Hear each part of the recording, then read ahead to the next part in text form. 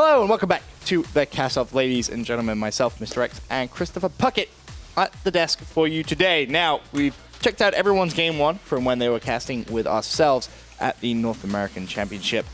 And we're at that time where we have to say goodbye to one of our contestants. We have all of our contestants on Skype with us. Oh, there they all are. Chance just kind of, I don't know if that was a prayer. I don't know what that was. Obviously, you guys got to say right now, congratulations to all of you for making it this far. You've done a phenomenal job. You should be very, very proud. Absolutely. Considering how none of you guys really had casted before, bar really maybe Dirk, but you took a year out. So I've got to give you some massive props. From personal meeting you guys and hanging out with you guys, you're all amazing. Great casters too. So even if you do get eliminated and you don't win, I definitely encourage you to carry on because it was good. Absolutely. I was amazed by the talent pool that came out of season one here. You guys crushed it for me at the event. Really proud of all of you. I talked with our producer, Paul, at the end of it. I talked with Ron, who is technically or doing the technical directing during the stream, as well as the audio guy. And I got different answers on who was the best throughout the weekend. Everyone had their own opinion. So this is honestly one of the toughest things we've had to do here from the studio. I'm going to kick things off. As we mentioned, we're all going to nominate one individual to be eliminated. And then after this round, we're obviously going to watch game 2, the Search and Destroys, and we're going to nominate 2 people to progress through to that final stage. My nomination to be eliminated in the first round is going to be Dirk. Going with Dirk. Yes. The reason behind going with Dirk was you look at everyone else, I think. You know, Dirk had a fantastic cast with me, but you compare it to other people, and I think there was moments that were lacking, really, as opposed to some of the other guys. Fuck it. Chris. You making me go? Yeah. Oh, I always am the one who's like the bad guy, and I don't want to be the bad guy anymore. You want to be the good guy? All right. Yeah, I don't like being the bad guy. I'm just going to say it straight up. I thought there were definitely 2 of the stronger contestants after going through just that first map, and I thought that was Fox and Chance. So those 2 are safe for me right now. It really came down to Dirk and Gizmo, and I put them side by side. Both of you had the issue of using the right now as kind of a crutch. We saw it less when you got paired up with the veterans, but I'm also kind of keeping in mind what we saw leading up to this show. And when I was tuning in, I spent a lot of time off the mic this week. And I don't know if you guys noticed that on Alpha, but I gave up a lot of time to really focus in on what was going on with the Castoff.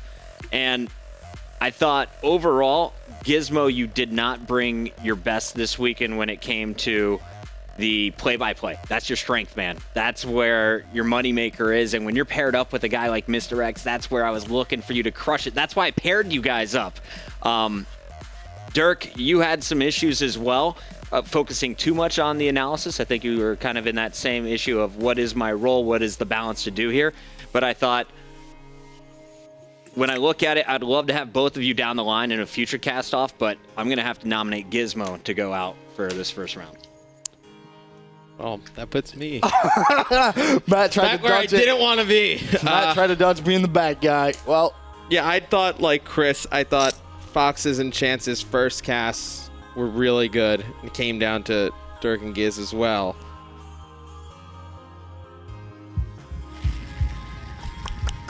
I think for me, what kind of decides it is I think with Gizmo, the play-by-play just wasn't there. So I'm going to have to go Giz as well. wow. Gizmo, Sorry, Giz. we appreciate your time on the show. Mike, any final words for your fans out there? I know you've definitely gained a lot of new people following you throughout the cast-off. Yeah, absolutely.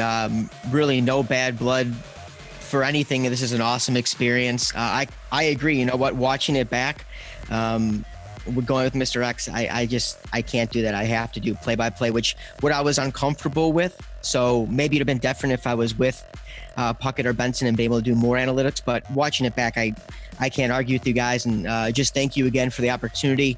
I hope to work with you guys again soon. And then thanks to everyone. It's been crazy, the response on Twitter. I know it's not as big as some of the other guys, but even having 2 people that enjoy watching me really, truly does mean a lot. So thanks again, and I hope to see you from you soon. It's a pleasure working with you, my friend. If I'm ever down in Florida, I'll definitely be buying the first round. Gizmo, Yeah. thank you for participating in the cast-off. He is the first of our 4 finalists eliminated. But now That's good news for the other three. We got Fox, the Don, Chance, and Dirk still in the running, Ben. Yes. So what that means, of course, is we're going to look at their game number 2s, and then we will be nominating 2 people each to go through to that final stage. Again, massive thank you to Gizmo. You've been an amazing person to actually work with. I was very, very impressed with everything I saw from you the past weekend.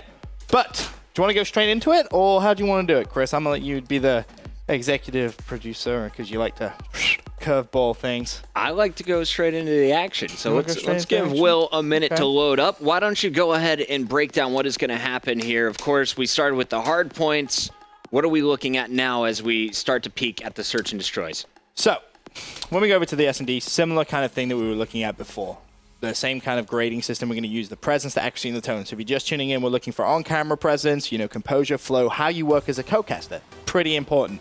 Accuracy, game knowledge, looking for minimal errors, proper call-outs, team players, everything kind of along those lines. Make sure you're identifying things properly. And of course, tone, pacing, energy at the correct times, and storytelling. Storytelling is a huge, huge part in casting. You need to be able to bring the story to not only the series, but the individual game you're watching as well. Especially search. Lots of Search downtime is where those crucial. stories are going to be clutch. Yeah, so Search and Destroy is going to be pretty intense. As I mentioned, we're each kind of keeping track of everything right now. Have 3 people left, so it's going to be pretty intense, but I believe we actually have Dirk's game number 2 ready. So we're going to get ready writing some notes. Hope you guys enjoy it. Dirk, let's see your Search and Destroy. For FaZe Black versus TR, and FaZe Black just went 1-0 in the lead, Dirk. Yeah, they definitely. That hardpoint game was amazing. That's was a good way to set the tone of the series. Hopefully, all games are going to be as close as this one, but it was a very good series. I hope Very so, good game. because that ending was pretty insane. Haven't seen a closer game like that, I think, all tournament long, personally. I'm not sure if you guys have. FaZe Black have to get past TR. They're 1-0 up in the series, clutching up in that hardpoint. Now moving over to an SD Solar. I'm kind of with you on this one. I think TR, the strongest Search and Destroy squad. But everything has been a 3-0 on the main stage. Yeah. Is this going to be the game? Give me some hope. I know Ray, wherever he may be, is desperate for something other than a 3-0. Is this going to be the one? This has to be it. Has to be it. It's time to break this. Time to break the curse. For some reason, just me and you. we got gonna it, break man. it. It's going to break it, dude. I don't know what it is, but I We can agree hope with and pray. We can sit here and hype it up. Let's just hope it does actually break it. But I'd have faith in TR. And you know how good Study is with the sniper. you. Steady can be pretty talented when it comes to sniping. Oh, nope. Not going to connect there with Vicente. I thought for a minute there he was going to hit some crazy Gotaga-like shot. Of course, if you watch the EU regionals, Gotaga hit a ridiculous snipe on S&D Solar. Top 5 plays from the EU regionals. Definitely Study going to be sitting top glass now, doesn't have the bow, and then he has the Moors in his back pocket. Going to spot one player. That is going to be Aqua, taking him out now. 2v2 situation. They trade just like that. Vicento going to take out Study. Apathy left alone in a 1v2 situation. And Apathy needs to make a play though, Dirk. Yeah, he definitely does. And Apathy actually not running cold-blooded, so if he does run into those line of fire from Vicento's Moors, he will most likely be taken out if he gets a shot off in time. Apathy able to pick up the bomb, now gonna get it down on this B site. But as you do look at the map, these players from Team Revenge are gonna start to swarm in, and they are gonna take him out. So Revenge taking round number 1. You can hear the intensity coming from this Revenge squad. Getting a little bit loud, that's for sure. I mean, we're seeing a lot of the IMRs. I mean, at first it was kind of like a surprise, but now it's just kind of like a natural thing. We're almost seeing an IMR being brought out every game, and that is exactly what Nagafin is going to use. And he's going to have Danger close on to give him those extra explosive power on those grenades. Vicento may have seen Study if he double jump, but he's getting a little aggressive down this dirt road. And definitely, you love to see the aggressiveness from the players, especially when he's on offense. But yeah, he definitely has spotted him. But no, Study going for the sniper battle, and he is going to come out successful, taking out Vicento there. 3v4 situation. Bomb in the hands of Nagafin. Going to go ahead and put on the Exo Mute, moving slowly onto the site. And now, thanks to the COD vision, we see that Sensor is going to be in this orange building. Still alive, Apathy and Study for FaZe, he falls. And FaZe managed to pick up that first round here in S&D Solar. Study picking up a nice 2 sniper kills there on that one. So Pretty nice, nifty with the sniper rifle. pretty good with it. Able to win the battle with Vicento, then taking out the player that was sitting at the top orange as well. Apathy going to be in your final kill cam with that ASM1 height advantage there. Going to be impossible for Remy to win that one. Yeah. Sensor, of course, going to be the bomb carrier for this FaZe lineup, and it looks like they may be a little bit more aggressive this round towards B. Yeah, actually going to be using the trophy system instead of the Exo Mute, but he is going to be taken out by Aqua. Aqua with the nice headshot there on Sensor. 3v3 situation, 1 minute 15 left at the start of the Search and Destroy. Then it's going to be Proofy going down by the hands of Aqua. So nice 2 kills for Aqua right there. Aqua and Vicento right now, you look at their map positioning. It's going to be Apathy swinging a Mike Tyson punch at Aqua. And right now, we're going to go ahead and jump on board to the 1v1 cam. Right now, Apathy going up against Vicento. Time's ticking. somehow still alive.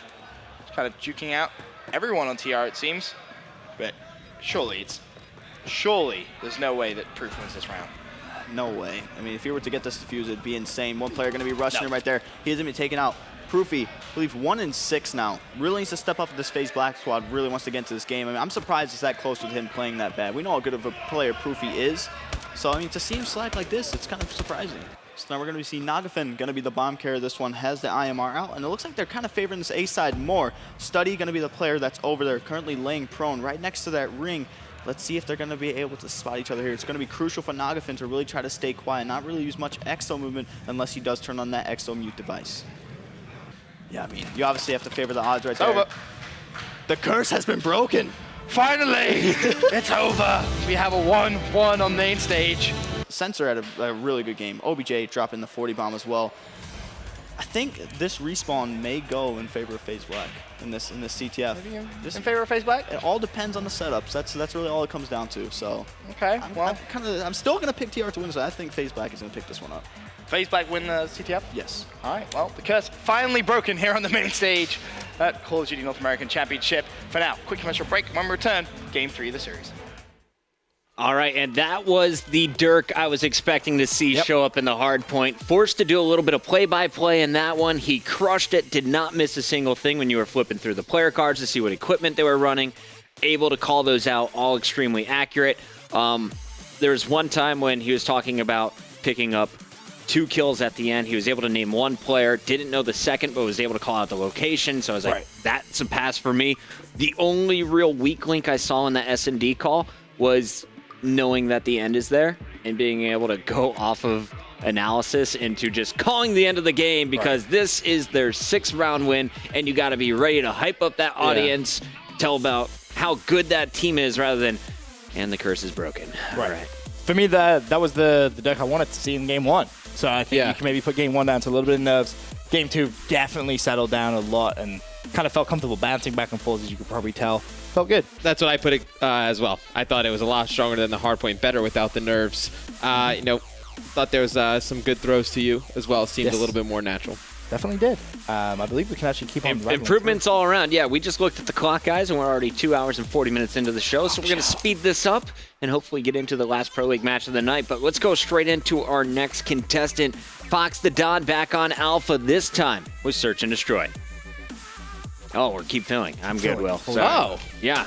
We get to talk more. We get to talk more. The weather's great today. Yeah. It is. It's actually got a little bit better than you. I'm impressed. Looking at Fox, what were kind of the points where you knocked him in the hard point, and what are you looking to see improved on coming into S&D? So, for me, kind of knocked Fox on, the stutter. That was the one thing, and kind of trying to explain too many things. Okay. So I want to see that concise, explain something, get out, play by play, and be hype at the right times, which was pretty much spot on during that hardpoint game. Yeah, I also want to see, not as much just kind of throwing out stats, just talking about what's actually going on in the game. There's time for stats, I feel like, and then there's a time for just talking about what's actually going on in the game.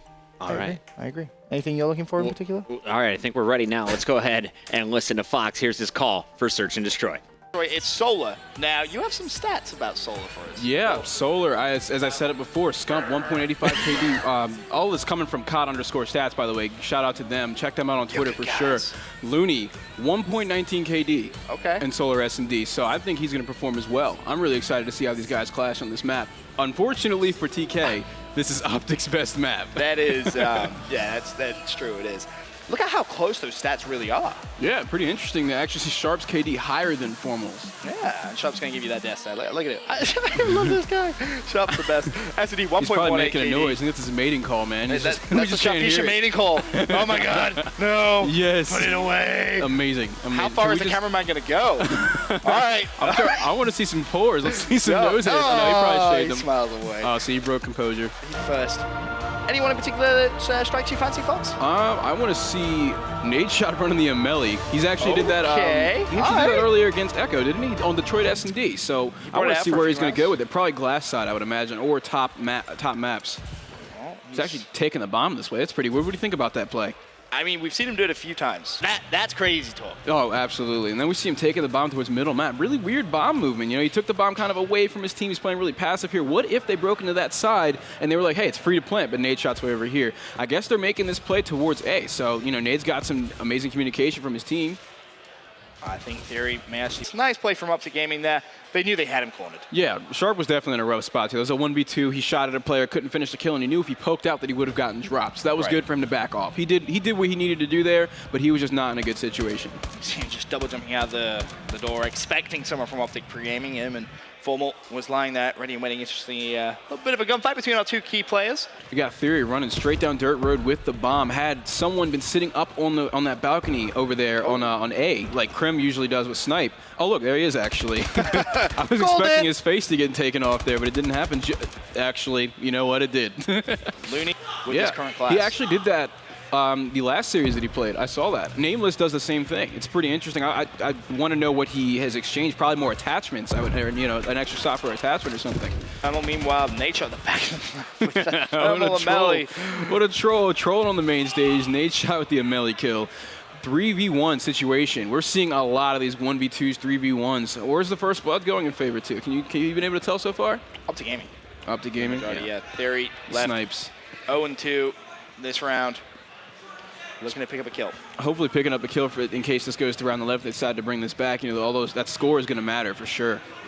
Bomb goes down. Theory trying to push in. There we go, getting his first kill on the board. 1 versus 2, Nade shot and Scump. I want to see what Scump's doing. Want to see Scump? Sniping. Actually, he's just sitting on the balcony. Let's go back to Theory. Let's see what he's doing. Theory trying to wrap around. Has 30 seconds time to work with. See if they can try and clutch this up. They separated a bit there. That was weird. No one was able to get that trade. They were both trying to scout and see where he was at, but they separated, and now Theory could have defused the bomb, but Nade's not going to be dumb enough to poke out until he knows that Theory's defusing the bomb, which is going to be now. Gets the kill. Right. Did you see Nade Shot's class there? He's actually using it again here. I think that's the same class. His submachine gun, this right here. No, he's not. He's just switched. Changed his class, yeah. His SMG only had quick draw. It did not have grip. It did not have advanced rifling. It's pretty weird, you know. You'd think you'd want that extra range on there.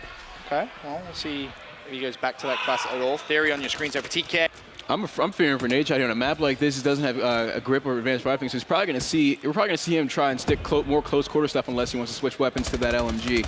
But look, we have Nade Shot in a gunfight back blue. He's going to get taken out by, that was Goonjar. So very nice kill on his part for sure. TK. Looney shutting Nade Shot up. He heard that loud Amelie crack and he had to put a bullet in him. But I want to see what Looney's going to do after that. Now that they know where he's at, he's on a 4 kill streak, by the way. So one more, he's going to be on 5. He's going to jump to top blue, getting pretty confident here. Easily going to be taken out. Formal punishing him there. I believe Theory going to see Scump. Yeah, pretty interesting. This is the first time that Optic has been in these 1-on-3, 1-on-2 situations. We saw that in the first 2 or 3 rounds of this game that Optic was winning. That was with the same position TK was in. Seeing the bomb go down at B. How is Scump going to play this? Kills the bomb planter and Goon picks him up. Easy trade. For a minute there, I thought he could have done that if he'd have picked up that kill and trying to push through, but he was waiting to see where that last TK player was. Right. I think he played it right though. Yeah. Head glitching that bomb instead of moving. Oh no, definitely. It's just a little bit unfortunate. Yeah, he had no clue where the second player was at. I think that was a great play coming out of Scump. Just, you know, it was very probable that he was in that direction, but that low percentage chance ended up being right behind him. So can we go on board with Sharp? He's actually pulling off the bow now. I want to see what he's doing. He's got overclock double frags. Okay. Overclock double frags pushing into this blue window here. This blue building, you can actually wall bang it with the Amelie. So if Nade Shot were to have pushed this way, he could see him and easily put some bullets in that wall, even if Sharp tried to run away. Versus 3, Theory on your screen. Goon in a great spot. Look at the angles that are being held by Goon and Sharp right now by the ARs. Theory, all he has to do is sit on the bomb site. We got Sharp looking right over him, Sharp looking right over him, and Goon's watching the flank. Perfect setup by TK in this 3v2 situation. Now it's Theory, 1-on-2 with Theory 12 seconds left. Theory went on a journey, 1 versus 2. Can Theory do it? Takes 1 out. He's probably going to back off a second here. Oh, that was such smart play. Do we have Krim defusing? What's he doing? Nope. No, Krim's he's not flanking him. Theory, that doesn't even matter. Theory with such a heads-up play. It's Sharp, 1v3, flashbacks from last time. This time, able to get a kill. Sharp's going to do it this time. Sharp's going to do it this time. He knows Nade's got that Amelie around the blue area. Scump, let's see what Scump's got going on. Looks like he's Scump is 14-8. Yeah, playing pretty confidently right now. Sharp coming up behind. Oh no, looks like Scump's coming up behind Sharp actually. Because Sharp sitting near the bomb site here. Sharp's dead. Both players going to challenge him, surely. Yeah. Sharp pulls out the Amelie. No, Sharp gets right this. This is too perfect. What just happened? Sharp almost won it too. He almost won this time. Another round 11 S&D on solo. That's crazy. Sharp in the exact same situation. You know he's upset. You know he's upset that he couldn't win that one. You have to start thinking that, you know, they lost the same fashion last time. The 1v1 not able to clutch up. Oh my gosh, and Scump, consistency out of him. That 1.85 KD at Season 1 playoffs. Look at him, 15 and 8 KD that game, on top of the leaderboard. No one else even, actually Looney got above 10 kills, 11 and 8. Yep. So both the players that we expected to do well in here statistically did well. Exactly, very true, very true. Optic Gaming 2-0 up.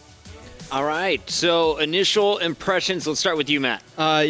Fumbled and rambled a little bit at times. There was that one round where I believe it's Theory against Krim, and he was trying to call it, but he just he didn't know where anybody was. You kind of saved it a bit towards the end. Doesn't mention really any of the kills either in S&D. I think S&D, it's a little bit slower, and the kills are a lot more important. They're all huge. I mean, even if you don't see it, I think it's worth mentioning one. Otherwise, voice was good, just he was confident. Did you feel that was he cutting you off a little bit, or? A few moments, but obviously that video is designed to be edited to just show his casting. I mean, there was a few moments, but for me, the big thing there was he seemed lost in Search and Destroy. Yeah. As an analytical caster, I kind of expected, for example, I've casted with you so much now. I know when it comes to Search and Destroy, you can explain I can tell you what's going to happen before the round even starts. And I don't know whether that's just because I expect that when I cast now with someone who's analytical or not, but there was moments where I didn't think he was trying to portray the right information at the right time, I think is the key. He missed a lot of kills, talking about analysis, as you mentioned. For me, though, and this may just be me, but I think you may agree with me on this one, and even you may recently agree with me on this one. When a TKOG game goes to another round 11, Search and Destroy, and Sharp's left in Deja Vu 1v3, and he gets the first 2 kills, holy duh! Is this about to happen? Is he about to clutch it the second time? Get me to stand up. At that point, I was literally like that. I was freaking out. For me, that was insane. If he Sharp's got if he gets that, it's oh what? In a round mind blowing. Yeah, it's awesome to see. That was very high pitched. I would get equally high pitched, man. The hype wasn't really there for the round 11. I felt like it was missing in that moment. I mean, that's a huge moment. Yeah. I mean, all right, sometimes they get overly hyped, but that's definitely one of those moments where you want to key it in. Although going back to that Krim 6, he was lost. He didn't really know. You just see Krim die. It's a 1v1. He's where is Krim? I closed my eyes during that, and I was like, I have no idea where anybody is or what's going on. How about you, Chris? So I love the fact that he knows the classes in and out and what they do, and that you can wall bang blue. These are awesome points. Right. Is it relevant, though? I thought the only one that was really set at the right time was the Amelie wallbang, and when he's calling out danger close at the start. There's a lot of times that you just need to focus on the action, as you guys touched on, missing the kills. I was annoyed that he was stepping on you, because I know that we edited this out, but he's stepping on you mid-name, mid-sentence. He needs to know that just 0.2 seconds later, you're going to lay out. He doesn't have to jump right in. And a lot of casters, when they first start, feel that you have to be back-to-back, wall-to-wall, or interrupt each other to keep the energy going and to stay in that moment. At this point, though, it just became distracting to me. And that's when you really need to work on we're in the same room. Right. Hand signals. So Matt and I do this all the time. Yeah. You and I do this nonstop. It's wrap it up. I got a really good point. Go. We just see each other. Look, I got something to say. Or sometimes I frantically just point at the map. I'm just let me say what I see. It's not a competition for airtime, and I think that's what it feels like sometimes watching Fox. But overall, fantastic energy. One of his lines was awesome too. When you heard the crack of the Amelie, Looney knew he had to put a bullet in him. That's that's pretty cool. That's cool. He got taken down. That is fresh. That is something. I've never heard that. Yeah. With a lot of creativity and movie or something. That's something that I enjoy listening to out of casters. No, so I agree. Yeah, we can actually keep on rattling through and look at our final contestant right now. It's going to be Chance. Take a look at his Search and Destroy. We're in the middle of the Castoff competition. The final performance by Chance here on the Alpha stage. Chance, I have to say, you just killed it in that first game, my friend. Thank you, I appreciate it. Doing my best. Hopefully I don't screw up too badly on anything with the search and destroy or anything really. So far, I've been really enjoying this competition so far. Hopefully all the Castoff contestants are just successful and we make the stream as pleasurable as possible. We got Prof down 0-1, but we're about to see them on search and destroy. We're heading into Solar now. Talk to me, what are going to be the strengths of each team on this map?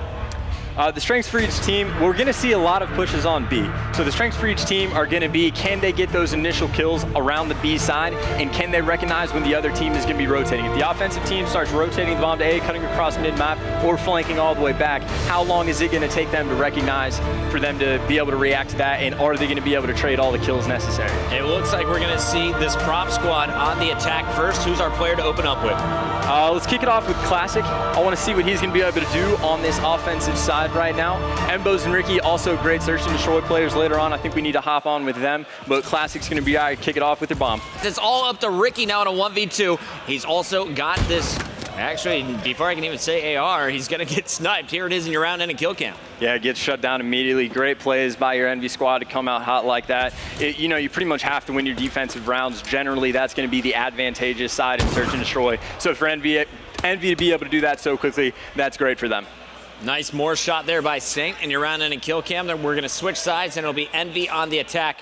Now, as you mentioned, B, obviously the favored bomb site. When do you want to take it A?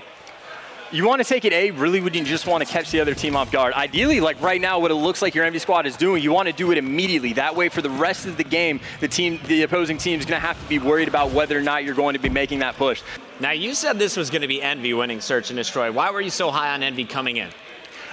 Prophecy is a really good search and destroy team. Their best map is Riot, where I think in the Season 1 playoffs, they didn't drop a single map on Riot. They were like 9-0 through the entire league.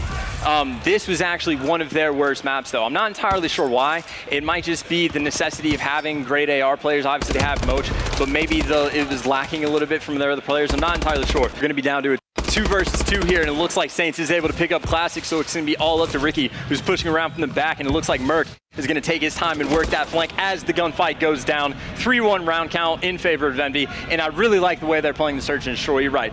They're mixing it up, and they haven't been showing their streams, so I imagine they do have a lot of strats planned out that we just haven't seen yet, and we're beginning to take note of what they're actually able to do. Saints is going to clean it up with the ASM-1. Yeah, Saints on a five streak right now, sitting at 7-1, doing great. And I believe every single main stage game so far has been a hot 3-0, and Envy looks very adamant on making the exact same thing happen right now. Zuma looking for a first pick with the snipe, gets aggressive and gets punished for Embos with the bow kill. Yeah, the Prophecy right now is basically stacked the B bomb site. 3 players pushed up pretty far. It's forced Envy on their heels. It looks like they're going to have 1 player going on the huge flank from A, but there is a player from Prophecy that's going to be watching that unless he cuts mid-map, which it appears that he's doing. Ooh. Nameless able to get the snipe on Classic. That was pretty dirty, but Moch is able to get a kill on Merc, so we're still going to have a 2 versus 3 in favor of Prophecy. Nameless, he's in a tough place right now. 1-on-3 should not win this round, and he won't. The cleanup kill comes in. Moch getting the team fired up. Yeah, Ricky going back to classic Ricky form where he was just sitting in the back of the map, extremely patient, basically being a turtle, and as soon as he pushed up when there was only 1 player left alive, really easy cleanup kill for him to get. First player to get in is going to be Merc. Does he wait for his teammate? There's Saint to peek first. Saint gonna miss. Merc won't be able to trade. Yeah, almost picked up that kill on the sniper rifle there. Moch still using the bomb as coverage. Very, smart play by him, but pretty standard stuff. It looks like 1 player from Envy is going to go try and pick that player in the back off from Prophecy, and the fight does go down, and that is in favor of Saints. He does pick that up. So now 2 players are going to be coming from the back to get Mochilla killed, but Mochilla is able to pick up kill on Merc, but he's going to get shot in the back by Saints. Another round 5 to Envy. 5-2 Envy on match point. They'll be set up on defense next.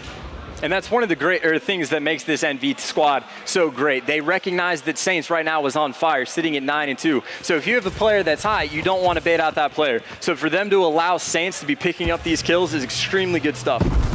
We just saw them lose a 2-on-2. Can they win the 2-on-3? Yeah, right there. You saw Embos push up pretty far and didn't have any players around there with him to trade the kills. So when he gets picked off, there was nothing that was good for the Prophecy squad on there. So a little bit of a hiccup right there, but Saints able to pick up a kill on Ricky. That is now going to be a 3-on-1. And Mochilla's your last one left alive, but he's going to make that a 1-on-2 as the bomb goes down at your B bomb site. He has to get these 2 kills and has to defuse this bomb in the next 37 seconds, or else Envy is going to take your game too. Moch looking at 2 players, one up top, one down low. He gets sandwiched. 6-2. Envy is going to take their second game of the best of 5. Incredible performance across the board. Zuma with your round-ending kill cam. Yeah, there was no huge problems for that Prophecy squad in terms of individual players. They really just got outplayed by Envy. Envy starting it off with some great strats on offense, mixing it up and confusing the Prophecy squad, and it seemed to really pay off for them. Envy's up 2-0. Will they allow Prophecy to mount the comeback? We'll find out. Game number 3 coming up next. All right, so that was our third S&D. We're down to our last 3 contestants, Chance, Fox, and Dirk. As we mentioned before, Dirk looking really strong, really coming into his own in that search and destroy after being purely analysis in the hard point. Fox, really great stuff, showing his game knowledge through and through. Some very clever lines as well, as he did do a little bit of play-by-play. And then Chance, I think, again, we just see the strength of Chance's, his versatility. He called the action in round 4. Really nice answers to the questions I was throwing at him. Right. Some of them didn't have as much detail as I was kind of expecting from him. Yeah. I think if I asked those same questions to Fox, we would have gotten a little bit more history on the teams or roles or classes. Yeah, I agree. I think that's kind of the difference in that search and destroy, at least. I don't know whether that was just the search and destroy, whether it kind of changed the tempo. I think he kind of took the... It's actually interesting. I think Chance took the role of, all right, I don't want to miss any of the action, so he shortened his analysis down quite a lot, whereas Fox was like, all right, let me be as analytical as I can, and kind of miss the action. Yeah. So you need a happy in between them. I mean, there was one great spot where, he's talking about an overall thing in the game going towards the A bomb site, and then he sees it on the screen. He just breaks right away from what he was talking about to tell you, oh, and look at that. This is exactly what's happening, what I was talking about. Then goes back to his overall point. I thought that was really good. I saw that A coming, by the way. I just wanted to throw that out there. Totally. Yeah. The wizard. I missed a lot of the kills as well, but the ones that we did get, if he was talking, he was able to pick up. And I really appreciated that as the co-caster. Answered all the questions pretty smoothly, and I was trying to think of where his weakness was in that game. I think we were both kind of coming down from a little bit of our energy in that first one because it went down to the final second in that hard point, if you remember. They're always crazy. But I was still impressed. We kept our energy probably at about 85%, 85 to 90 through an S&D. That really wasn't that interesting. Yeah, it was kind of pretty slow. Right, there was nothing really going on that one. Right. A little bit meh. All right, well, we have another tough decision to make. We do. Each of us are going to nominate 2 players to go through to the next round. We will tell you who each of us have selected after this commercial break.